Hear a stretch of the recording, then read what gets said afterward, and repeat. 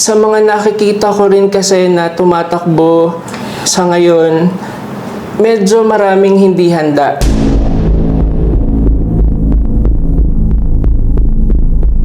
Kumbaga, andun yung will nila to run for the elections. Pero pag tinignan mo na yung capacity, capability, even yung credentials, kulang pa. So parang pag nanalo sila, doon na lang sila mag-aaral kung paano gagawin yung mga bagay-bagay.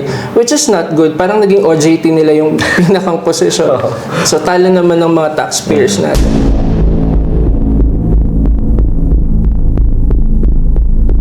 Ano ba yung definition sa inyo, sir, ng good leader? Ang mahusay na leader kasi, kumbaga, kilala mo rin ang sarili mo. So, alam mo kasi sa sarili mo, i-deny mo man o hindi, kung handa ka sa posisyon, sa responsibilidad, or gusto mo lang ng ibang bagay na makuha.